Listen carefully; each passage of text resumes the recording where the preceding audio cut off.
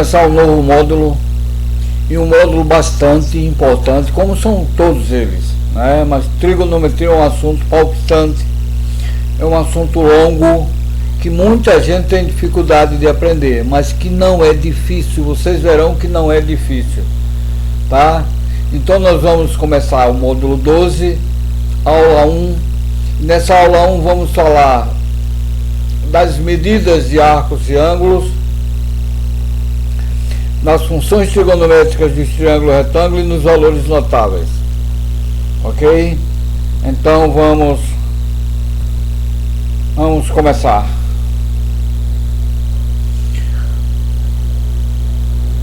Medidas de arcos e ângulos. Bom, antes de medidas de arcos e ângulos, vamos ver o que significa trigonometria. Tri de 3, né? De 3. Gono de lados. E metria de medidas. Então o que nós temos aí na trigonometria é uma relação entre os lados e os ângulos de um triângulo. Certo? É a relação entre as medidas dos lados e dos ângulos de um triângulo. Bem, medidas de arcos e ângulos. Se uma circunferência toda convencionou-se que tem 360 graus, se eu parto do ponto A, dou um giro completo até voltar para o ponto A, nós temos 180 graus. Aliás, 360 graus, que é uma volta completa da circunferência. 400 graus, que é outra medida de unidade de ângulos, de arcos. E pi radianos, que é a terceira unidade de medida. Normalmente trabalhamos com graus e radianos, mas às vezes aparece grados. Ora, se 360 graus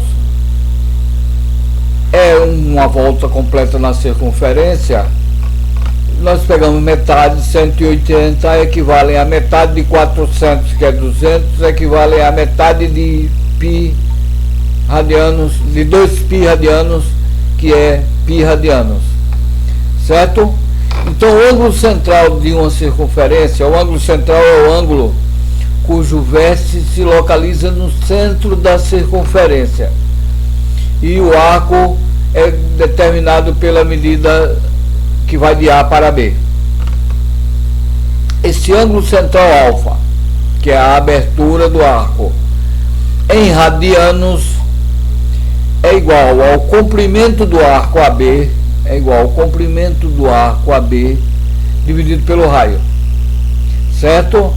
Então, o ângulo central em radianos é o comprimento do arco AB dividido pelo raio R. Agora vamos partir para as funções trigonométricas de um triângulo retângulo. Então, o que nós vamos falar agora serve apenas para triângulo retângulo.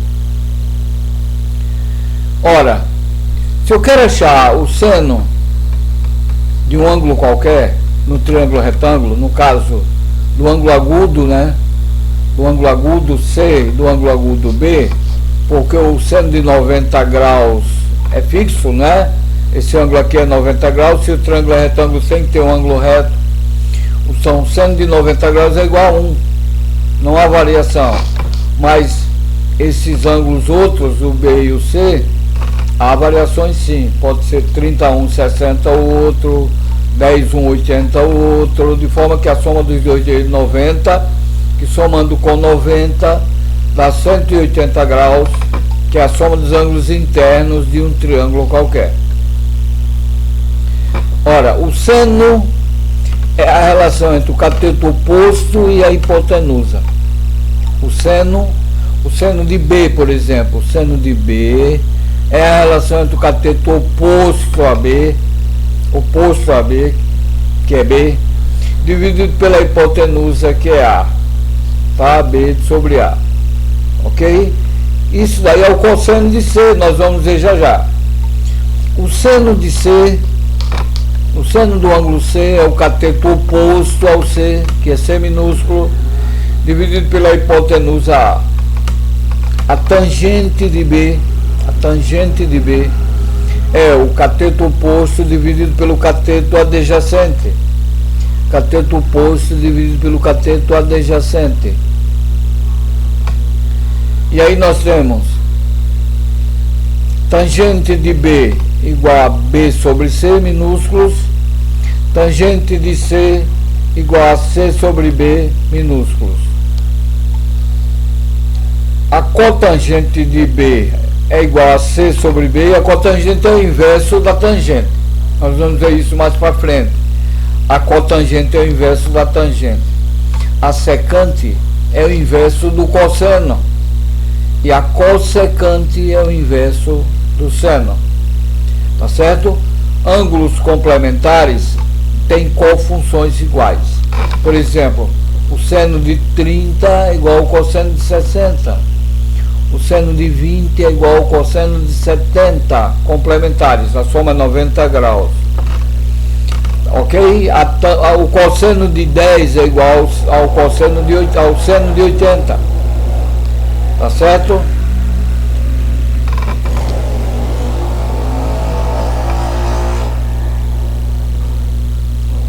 Valores notáveis. Valores notáveis por quê? Porque são os arcos mais utilizados. Então eles são mais utilizados e ficam mais notados, mais vistos. Então, 30 graus, 45 graus e 60 graus são os arcos, são os ângulos mais utilizados.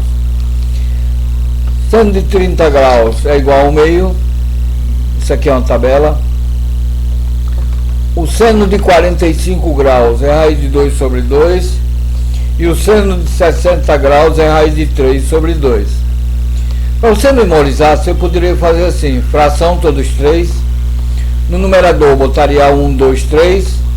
Depois você botaria raiz de 1, que é 1, raiz de 2 e raiz de 3. Não tem erro. Se você tiver algum problema, você segue por esse raciocínio: 1, 2, 3 no numerador, aliás, 1, 2, 3 no numerador, 2 nos denominadores, e botar a raiz de cada um, ficam os valores do seno de 30, 45, 60. Mais para frente, quando a gente tiver trigonometria em qualquer que sejam os ângulos ou arcos, a gente vai ficar mais claro que a gente vai utilizar muito isso, certo? Então, o seno de 45 é igual ao cosseno de 45, tá? Repare que há pouco nós falamos que o seno de um ângulo é igual ao cosseno do seu complemento. Então o seno de 30 é igual ao cosseno de 60. Aqui, ó, o seno de 60 é igual ao cosseno de 30, tá? A tangente nós vamos ver também mais para frente, que é o seno dividido pelo cosseno. Então, se eu divido 30 graus, se eu divido seno pelo cosseno, vai ficar 1 meio dividido por raiz de 3 sobre 2. Isso vai dar raiz de 3 sobre 3, que é a tangente do ângulo X. No caso, a tangente de 30 graus. O cosseno é igual a 1, aliás, a tangente de 45, como o seno e o cosseno são iguais, vai dar 1. E a tangente de 60, como o seno é maior do que o cosseno, vai dar raiz de 3 sobre 2 dividido por 1 meio. Isso vai dar raiz de 3, é o valor do cosseno de 60 graus. Então reparem, esses são dados iniciais que a gente precisa ter só uma noção, porque mais para frente nós vamos aprender de maneira geral. Tá certo? Se a gente vai aprender de maneira geral, a gente vai saber os casos particulares, que são 30 graus, 45 graus e 60 graus. Certo?